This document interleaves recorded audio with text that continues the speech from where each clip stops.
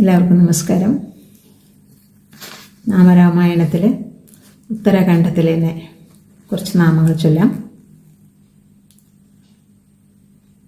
സ്വർഗത ശംഭുക സംസ്തുത രാമ, സ്വതനയ കുശലവ നന്ദിത രാമ, അശ്വമേധ ക്രതു ദീക്ഷിത രാമ, കാലാവേദിത സുരപത രാമ, ആയോധ്യഗജന മുക്തിത രാമ, വിധിമുഖ വിബുധാനന്ദക രാമ, തേജോമയ നിജരൂപക രാമ, സംസൃതിബന്ധ വിമോചക രാമ, ധർമ്മസ്ഥാപന തത്പര രാമ, ഭക്തിപരായണ മുക്തിത രാമ.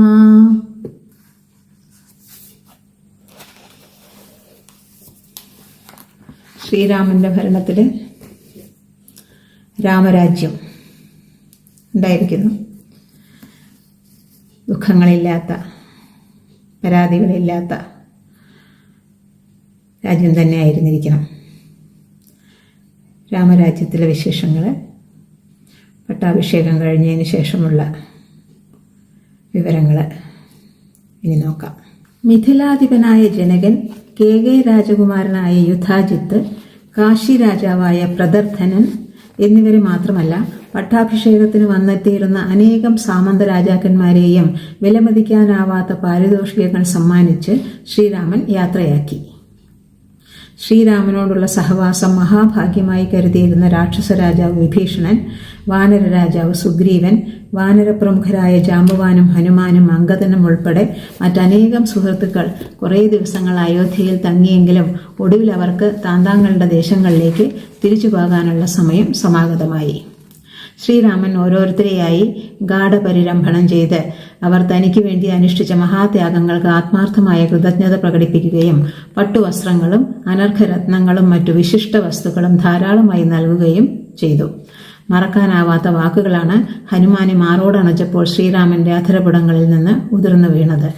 എന്റെ ചരിതം എത്രകാലം ലോകത്തിൽ നിലനിൽക്കുമോ അത്രയും കാലം അങ്ങയുടെ ആയുസ്സും യശസ്സും അഭംഗുരമായി വർത്തിക്കും. അങ്ങ് എനിക്ക് ചെയ്തിട്ടുള്ള ഉപകാരത്തിന് എൻ്റെ ജീവൻ മാത്രമാണ് പ്രതിഫലമായി നൽകാനുള്ളത്. ഞാനും എൻ്റെ അനുജന്മാരും അങ്ങയോട് ആജീവനാന്തം കടപ്പെട്ടിരിക്കുന്നു. തുടർന്ന് ശ്രീരാമൻ തന്റെ കഴുത്തിൽ കിടന്നിരുന്നതും വൈഢൂര്യം നടുനായകമായതുമായ ദിവ്യഹാരം ഊരി സ്വാമി ഭക്തന്മാരിൽ പ്രഥമഗണനീയനായ ഹനുമാന്റെ കണ്ഠത്തിൽ ചാർത്തി. ശ്രീരാമ വിഗ്രഹത്തെ ഇളകാതെ മനസ്സിലുറപ്പിച്ചും അനുസരിക്കുവാൻ വിസമ്മതിക്കുന്ന പാദങ്ങളെ ബലം പ്രയോഗിച്ച് മുമ്പോട്ട് ചലിപ്പിച്ചും കണ്ഠങ്ങളിൽ നിന്ന് ഗദ്ഗതങ്ങളെ പുറപ്പെടുവിച്ചും കണ്ണുകളിൽ നിറഞ്ഞൊഴുകുന്ന ചൂടുജലം തുടച്ചും അവരെല്ലാം ശ്രീരാമസന്നിധി വിട്ടിറങ്ങി നടന്നുപോയി. സാമന്ത രാജാക്കന്മാരും അഭ്യുദയകാംക്ഷികളും സ്നേഹാദര സൂചകങ്ങളായി ശ്രീരാമന് നൽകിയ അമൂല്യ പാരിതോഷികങ്ങൾ കൊട്ടാരത്തിൽ കുന്നുകൂടി കിടന്നുവെങ്കിലും അവയിൽ ഏറ്റവും പ്രധാനമെന്ന് പറയാവുന്നതായിരുന്നു വൈശ്രവണൻ സമ്മാനിച്ച പുഷ്പക വിമാനം. തന്നിൽ നിന്ന് രാവണൻ അപഹരിച്ച ആ ദിവ്യവാഹനം രാവണവധത്തോടുകൂടി ശ്രീരാമന്റെ വകയായിരിക്കുന്നു എന്ന് മാത്രമല്ല, അത് തന്റെ മഹാഭാഗ്യം കൂടിയാണ് എന്ന വിചാരമാണ് വൈശ്രവണനെ പ്രേരിപ്പിച്ചത്. ഉപഹാരം നിരാകരിക്കുന്നത് ശരിയല്ലെന്ന് കരുതിയ ശ്രീരാമൻ പുഷ്പകത്തെ ഔപചാരികമായി സ്വീകരിച്ചു. പക്ഷേ താൻ ആവശ്യപ്പെടുമ്പോൾ വരണമെന്ന നിർദ്ദേശത്തോടുകൂടി ആ വിമാനത്തെ വൈശ്രവണന്റെ അടുക്കലേക്ക് തിരിച്ചയക്കുകയാണ് ഉണ്ടായത്. സീതയോടും അനുജന്മാരോടും ബന്ധുമിത്രാദികളോടും ചേർന്ന് ശ്രീരാമൻ സന്തോഷത്തോടെ കുറേ ദിവസങ്ങൾ കഴിച്ചതിനു ശേഷം സകലരെയും സന്തപ്ത ഹൃദയരാക്കുന്ന ഒരു സംഭവമുണ്ടായി. ഗർഭിണിയായിരിക്കുന്ന ധർമ്മപത്നിയോട് ശ്രീരാമൻ പറഞ്ഞു, സീതേ, നിനക്ക് എന്തെങ്കിലും ആഗ്രഹമുണ്ടെങ്കിൽ എന്നോട് പറയണം. അത് സാധിപ്പിക്കാൻ എനിക്ക് സന്തോഷമേ ഉള്ളൂ. സീത പറഞ്ഞു, നാഥ, പുണ്യനദിയായ ഗംഗയുടെ തീരത്തുള്ള ചില തപോവാടങ്ങളിൽ പോയി താമസിക്കണമെന്നുണ്ട്. മഹർഷിമാരെ വന്ദിക്കുവാനും ആശ്രമജീവിതം നയിക്കുവാനും എനിക്ക് ആഗ്രഹമുണ്ട്. ശ്രീരാമൻ സമ്മതമേകി. അങ്ങനെയാവട്ടെ, നാളെ തന്നെ ഞാൻ നിന്നെ അങ്ങോട്ട് അയക്കാം. അന്നേ ദിവസം തന്നെ വന്നു കണ്ട ചാരപ്രമാണി ഭദ്രനോട് ശ്രീരാമൻ ചോദിച്ചു, എന്നെയും സീതയെയും അനുജന്മാരെയും കുറിച്ച് എൻ്റെ പ്രജകൾ എന്തെങ്കിലും പറയുന്നുണ്ടോ? ഉണ്ടെങ്കിൽ എന്തൊക്കെയാണ്? ഭദ്രൻ മറുപടി നൽകി, തമ്പുരാനെ, എല്ലാവരും അവിടുത്തെ അകമഴിഞ്ഞു വാഴ്ത്തുകയാണ്. പ്രത്യേകിച്ചും അവിടുന്ന് രാവണനെ വധിച്ചത് പ്രധാന സംഭാഷണ വിഷയമായിരിക്കുന്നു. ശ്രീരാമന് തൃപ്തിയായില്ല. ഭദ്ര, നല്ലതായാലും ചീത്തയായാലും ആളുകൾ പറയുന്നത് എനിക്കറിയണം. നീ കേട്ടതുപോലെ പറഞ്ഞേ തീരൂ, യാതൊന്നും ഒളിച്ചു വെക്കരുത്. രാജാജ്ഞ ധിക്കരിക്കുവാൻ ധൈര്യപ്പെടാത്ത ചാരപ്രമാണി ശ്രീരാമന് കർണശൂലത്തേക്കാൾ വേദനയുളവാക്കിയ ഒരു വർത്തമാനം അറിയിച്ചു. തമ്പുരാനെ, അവിടുന്ന് ചെയ്ത ദുഷ്കരങ്ങളായ കൃത്യങ്ങളിൽ ഓരോന്നും പ്രജകൾ വീണ്ടും വീണ്ടും വാഴ്ത്തുന്നുണ്ട്. പ്രത്യേകിച്ചും സീതാ മഹാരാജ്ഞിയെ ലങ്കയിൽ നിന്ന് വീണ്ടെടുത്ത് കൊണ്ടുവന്നത്. എങ്കിലും ചിലർ പറയുന്നു രാവണന്റെ അധീനതയിൽ പാർത്തിരുന്ന പത്നിയെ സ്വീകരിച്ചത് അത്ര നന്നായില്ലെന്ന്. ഇക്കണക്കിന് മറ്റു പുരുഷന്മാർ പാർപ്പിച്ച തങ്ങളുടെ ഭാര്യമാരെ തങ്ങൾ പിന്നെയും പൊറുപ്പിക്കണമല്ലോ എന്ന്.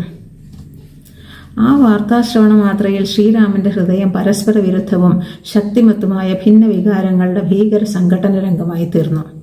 സ്വതസിദ്ധമായ ആത്മധൈര്യം കൊണ്ട് സ്വയം നിയന്ത്രിച്ചതിനു ശേഷം അദ്ദേഹം ചില തീരുമാനങ്ങൾ എടുത്തിട്ട് 3 അനുജന്മാരെയും വരുത്തി അവരോട് പറഞ്ഞു: നിങ്ങളാണ് എൻ്റെ സർവസ്വവും എന്ന് നിങ്ങൾക്കറിയാമല്ലോ. ഞാൻ പറയാൻ പോകുന്നത് നിങ്ങൾ ശ്രദ്ധിച്ച് കേൾക്കണം. എൻ്റെ മർമ്മങ്ങളെ ഭേദിക്കുന്ന ഒരു വർത്തമാനം എനിക്കിന്ന് കിട്ടിയിരിക്കുന്നു. രാവണവധം കഴിഞ്ഞ് അവൻ്റെ അധീനതയിലായിരുന്ന സീതയെ ഞാൻ കൈക്കൊണ്ടത് ശരിയായോ എന്ന ചോദ്യം ചിലരുടെ ഇടയിൽ ഉയർന്നിരിക്കുകയാണ്. സീത പരിശുദ്ധയാണെന്ന് അവൾ അഗ്നിയിൽ ചാടി തെളിയിക്കുകയുണ്ടായി. അഗ്നിദേവനും മറ്റു ദേവന്മാരും അവളുടെ പാതിവ്രതത്തെ വാഴ്ത്തി. എങ്കിലും ഇപ്പോൾ ചില പ്രജകൾ അവളിൽ ദോഷം ആരോപിക്കുന്നു. ഇതിനേക്കാൾ അസഹ്യമായ മറ്റൊന്ന് എനിക്കില്ല.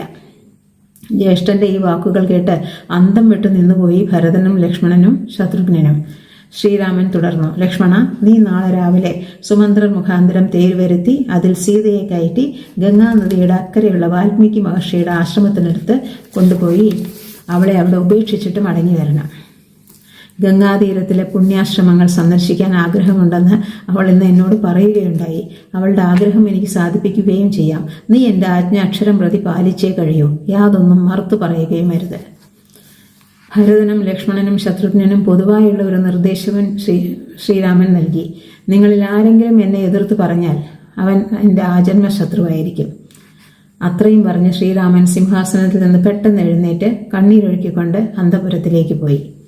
ജ്യേഷ്ഠൻ തനിക്ക് നൽകിയിരിക്കുന്ന ആജ്ഞ കഠോരവും ഹൃദയവിതാരവുമാണെങ്കിലും ഒരിക്കൽ പോലും അനുസരണക്കേട് കാണിച്ചിട്ടില്ലാത്ത ലക്ഷ്മണൻ മന്ത്രിപ്രധാനൻ തെളിച്ചുകൊണ്ടുവന്ന തേരുമായി സീതയെ ചെന്ന് കണ്ടു പറഞ്ഞു: ജ്യേഷ്ഠത്തി, പുണ്യാശ്രമങ്ങളിലേക്ക് ജ്യേഷ്ഠത്തിയെ കൊണ്ടുപോകാൻ എന്നോട് കൽപ്പിച്ചിരിക്കുന്നു. സുമന്ത്രർ തേര് കൊണ്ടുവന്നിട്ടുണ്ട്, നമുക്ക് പോവാം. മുനിപത്നിമാർക്കായി ഉദ്ദേശിക്കപ്പെട്ടിട്ടുള്ള വിശിഷ്ട വസ്ത്രങ്ങളും ആഭരണങ്ങളും മറ്റും എടുത്തുകൊണ്ട് തേരിൽ കയറിയ സീത കുറേ ദൂരം പോയപ്പോൾ ചില ദുർനിമിത്തങ്ങൾ കണ്ട് ചഞ്ചലയായെങ്കിലും അന്ന് രാത്രി ഗോമതി നദിയുടെ തീരത്തുള്ള ഒരു തപോവനത്തിൽ കഴിച്ചിട്ട് പിറ്റേ ദിവസം ഗംഗാതീരത്തിലെത്തി. ആ പുണ്യനദിയിലെ പരിപാവനമായ തീർത്ഥജലം കണ്ടപ്പോൾ ലക്ഷ്മണൻ അതേവരെ പണിപ്പെട്ട് ഉള്ളിലൊതുക്കി വെച്ചിരുന്ന സന്താപം പെട്ടെന്ന് വിലാപത്തിന്റെയും ബാഷ്പധാരയുടെയും രൂപത്തിൽ പൊട്ടിപ്പുറപ്പെട്ടു. കാരണമറിയാത്ത സീത ചോദിച്ചു: ലക്ഷ്മണ, എന്തിനാണ് നീ ഇങ്ങനെ കരയുന്നത്? അല്പസമയത്തേക്ക് ജ്യേഷ്ഠനെ വിട്ടുപിരിഞ്ഞതിലുള്ള ദുഃഖം സഹിക്കവയ്യാഞ്ഞിട്ടാണോ? ഈ വേർപാടിൽ ഞാൻ പോലും ഇത്ര ദുഃഖിക്കുന്നില്ല എന്ന് നീ കാണുന്നില്ലേ? ബാഹ്യമായ സന്താപചിഹ്നങ്ങൾ തുടച്ചു മാറ്റിയിട്ട് ലക്ഷ്മണൻ തോണി വരുത്തി സീതയെ കയറ്റി താനും കയറി നദി കടന്ന് മറുതീരത്തെത്തിയപ്പോൾ വീണ്ടും പൊട്ടിക്കരഞ്ഞുകൊണ്ട് പറഞ്ഞു: ജ്യേഷ്ഠത്തി, വിഷം തേച്ച ഒരു അമ്പ് എൻ്റെ ഹൃദയത്തിൽ തറച്ചിരിക്കുകയാണ്. ജ്യേഷ്ഠൻ എന്നെ നിന്ദനാക്കി തീർത്തിരിക്കുന്നു. ഞാൻ മരിച്ചെങ്കിൽ എത്ര നന്നായിരുന്നു. ലോകരെല്ലാം പഴിക്കുന്ന ഈ കടുങ്കൈ ഞാൻ എങ്ങനെ ചെയ്യും? ജ്യേഷ്ഠത്തി എന്നിൽ പ്രസാദിക്കണം. ഇതെന്റെ കുറ്റമാണെന്ന് കരുതരുതേ. അത്രയും പറഞ്ഞതോടുകൂടി ശക്തിയെല്ലാം ചോർന്നുപോയ ലക്ഷ്മണൻ നിലത്ത് വീണുരുണ്ട് വീണ്ടും കരഞ്ഞു തുടങ്ങി. പരിഭ്രമിച്ചു പോയ സീത പറഞ്ഞു: ലക്ഷ്മണ, എന്താണിത്? എൻ്റെ ഭർത്താവാണ്. നീ ദുഃഖത്തിന്റെ കാരണം എന്നെ അറിയിക്കണം. ഇതെന്റെ ആജ്ഞയാണ്. കണ്ണീരൊഴുക്കി വിങ്ങി വിങ്ങി ലക്ഷ്മണൻ പറഞ്ഞു: ജ്യേഷ്ഠത്തി, പൗരന്മാർ അവിടത്തെക്കുറിച്ച് അപവാദം പറയുന്നത് ജ്യേഷ്ഠന് അറിവായി. ദോഷലേശമില്ലാത്ത ജ്യേഷ്ഠത്തിയെ അപവാദത്തെ ഭയന്ന് ഉപേക്ഷിക്കുവാൻ ജ്യേഷ്ഠൻ എന്നോട് ആജ്ഞാപിച്ചിരിക്കുകയാണ്. ജ്യേഷ്ഠത്തി വാൽമീകിയുടെ ആശ്രമത്തിൽ കുറച്ചുനാൾ താമസിക്കണം. ശിരസിൽ അശനിവാദമുണ്ടായാൽ എന്ന പോലെ, കണ്ണിനു മുമ്പിൽ നിബിഡാന്ധകാരം വ്യാപിച്ചാൽ എന്ന പോലെ, ചുറ്റിനുമുള്ള ഭൂമി അതിവേഗത്തിൽ ചുറ്റിയാൽ എന്ന പോലെ ആയിരുന്നു അപ്രതീക്ഷിതമായ ആ വാക്കുകൾ കേട്ടപ്പോൾ സീതയുടെ അനുഭവം. ആ മനസ്സിനെ ബോധരഹിതയായി നിലം പതിച്ച് കുറേ നേരം നിശ്ചേഷ്ടയായി കിടന്നതിനു ശേഷം സ്വബോധം തിരിച്ചു വന്നപ്പോൾ ദീനം വിലപിക്കുകയും കണ്ണീർ വാർക്കുകയും ദീർഘനിശ്വാസങ്ങൾ പുറപ്പെടുവിക്കുകയും ചെയ്തു. കുറേ നേരം കഴിഞ്ഞ് അല്പം ധൈര്യം അവലംബിച്ച് കരഞ്ഞ് അവർ പറഞ്ഞു: ലക്ഷ്മണ, ദുഃഖിക്കാൻ മാത്രമാണ് ഞാൻ ജന്മമെടുത്തിരിക്കുന്നത്. ഇപ്പോഴത്തെ ദുഃഖം എങ്ങനെ സഹിക്കാനാണ്? ഞാൻ എന്തു തെറ്റ് ചെയ്തു? ശ്രീരാമൻ എന്തിന് എന്നെ ഉപേക്ഷിച്ചു എന്ന് ചോദിക്കുന്നവരോട് ഞാൻ എന്തുത്തരം പറയും? ഗംഗയിൽ മുഴുകി പ്രാണൻ കളയുകയാണ് ഭേദം. പക്ഷേ ഞാനത് ചെയ്താൽ രഘുവംശം അന്യം നിന്ന് പോകും. പോട്ടെ, നീ മടങ്ങിച്ചെന്ന് ശ്രീരാമനോട് എൻ്റെ വാക്കുകൾ പറയണം. അതായത് ഞാൻ പരിശുദ്ധയാണെന്ന്, അദ്ദേഹത്തിന് അറിയാമല്ലോ എന്ന്, ഞാൻ എന്നും അദ്ദേഹത്തിൻ്റെ ഹിതം അനുസരിച്ചിട്ടുണ്ടെന്ന്, അദ്ദേഹത്തിൻ്റെ സത്യശസ് പാലിക്കേണ്ടത് എൻ്റെ കർത്തവ്യമാണെന്ന്. ഉത്തമ സ്ത്രീക്ക് ഭർത്താവാണ് സർവസ്വവും. ലക്ഷ്മണ, നീ എന്നെ ഇവിടെ വിട്ടിട്ട് പോയിക്കൊള്ളൂ. സീതയുടെ പാദങ്ങളിൽ നമസ്കരിച്ചും ആ പതിവ്രതാരത്നത്തെ 3 പ്രാവശ്യം വലത്തുവെച്ചും കണ്ണുകളിൽ നിന്ന് നിരന്തരമായി അശ്രുജാലം ഒഴുകിയും ലക്ഷ്മണൻ ബോധരഹിതനെ പോലെ നടന്ന് ഗംഗയുടെ മറുകരയിലെത്തി സുമന്ത്രനോടുകൂടി രഥയാത്ര ആരംഭിച്ചു. ആ സമയത്തിനടുപ്പിച്ച് ചില മുനികുമാരന്മാർ ഓടിച്ചെന്ന് തങ്ങളുടെ പരമഗുരുവായ വാൽമീകിയോട് പറഞ്ഞു, ഗുരു, ലക്ഷ്മി ദേവിക്കൊപ്പം സൗന്ദര്യമുള്ള ഒരു സ്ത്രീ അടുത്തുള്ള വനത്തിൽ കിടന്ന് കരയുകയാണ്. അനാഥയായ ആ സ്ത്രീയെ അവിടുന്ന് രക്ഷിക്കണം.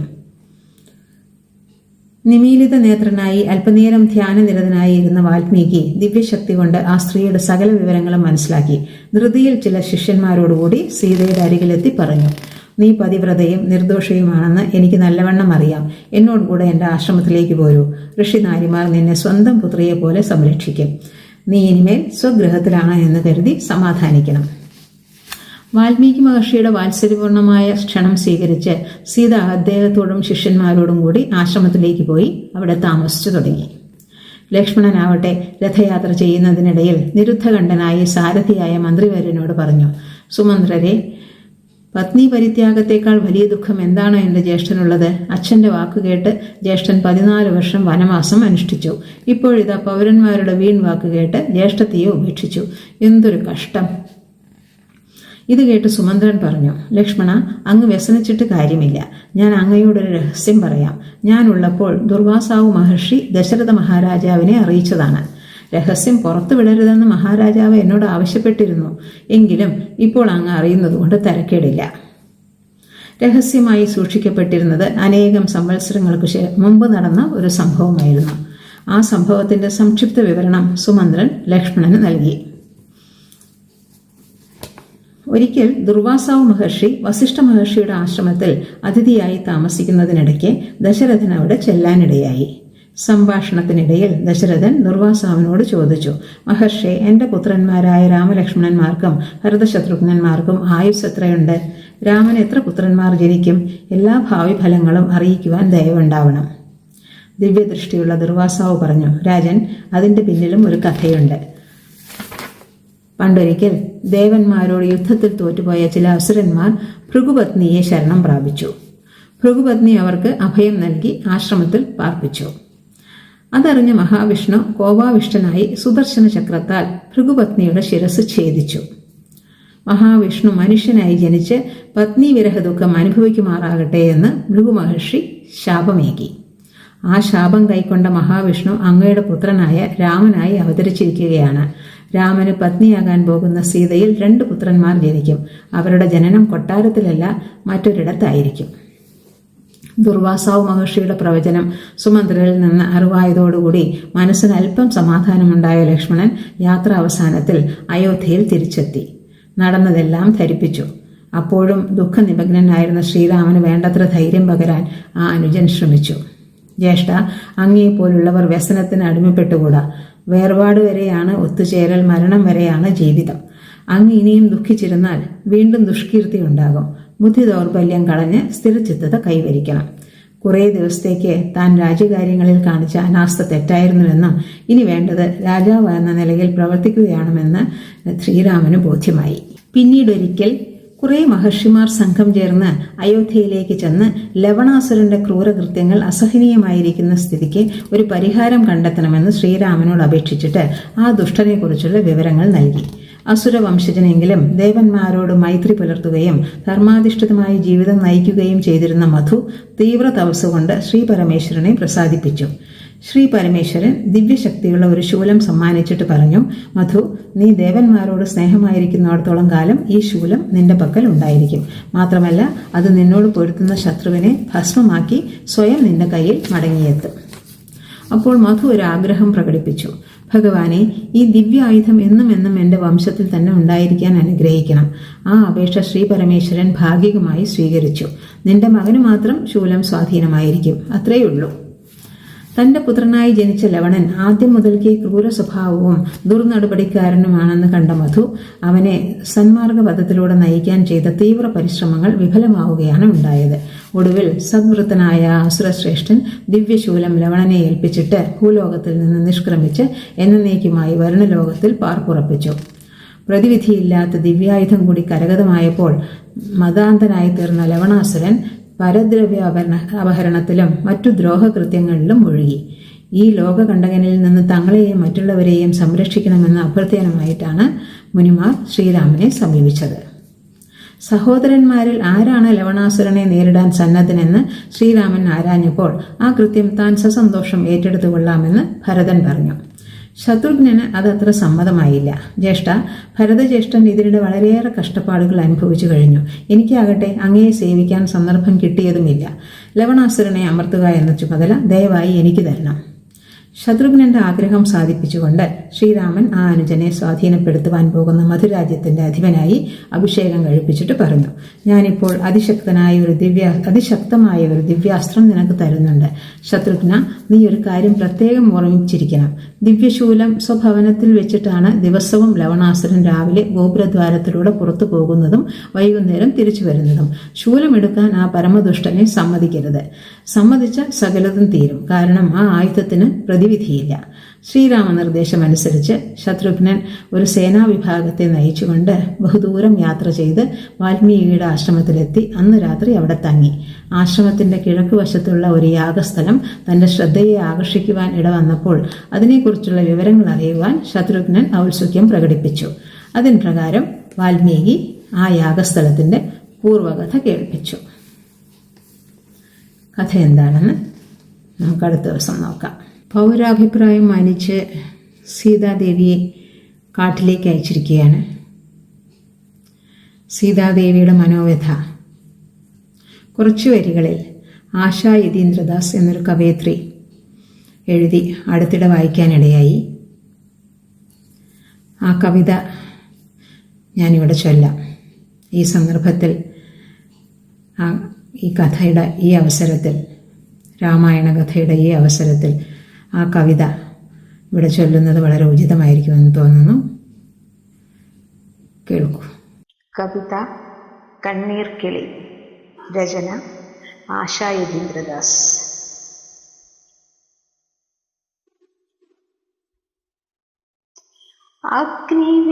അഗ്നിവിശുദ്ധയായി വന്നിട്ടും എന്നെ നീ ആരണ്യഭൂമിൽ വെടിഞ്ഞതെന്തേ ദേവാ. അഗ്നിവിശുദ്ധയായി വന്നിട്ടും എന്നെ നീ ആരണ്യഭൂമിൽ വെടിഞ്ഞതെന്തേ ദേവാ. അപവാദ ചുഴിയിലായി വീണുപോയെങ്കിലും അപരാധമൊന്നുമേ ചെയ്തതില്ലല്ലോ ഞാൻ. അപരാധമൊന്നുമേ ചെയ്തതില്ലല്ലോ ഞാൻ. നിൻവിരൽ തുമ്പിൽ പിടിച്ചു നടന്നോരേ കാനനമന്യമെങ്കിലും ദേവാ. എല്ലാം മറന്നു തല ചായ്ക്കുവാനുള്ള മടിത്തട്ടിന്നെനിക്കന്യമായില്ലേ. എല്ലാം മറന്നു തല ചായ്ക്കുവാനുള്ള മടിത്തട്ടിന്നെനിക്കന്യമായില്ലേ. സ്നേഹം നിറഞ്ഞു തുളുമ്പും നിൻ മാനസം കല്ലാക്കി മാറ്റിയോ നീ പ്രിയതമാ. കാണാതിരിക്കുവാനാകുമോ തമ്മിൽ കരളു കിടയ്ക്കുന്നതില്ലയോ ദേവാ. കരളു കിടയ്ക്കുന്നതില്ലയോ ദേവാ. പ്രണയോപഹാരമായി അങ്ങെനിക്കേകിയ പ്രാണന്റെ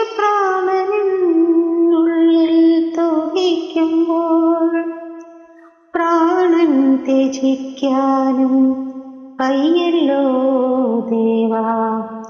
പ്രാണനാഥ എനിക്കെന്തിനീ ദുർവിധി, പ്രാണനാഥ എനിക്കെന്തിനീ ദുർവിധി.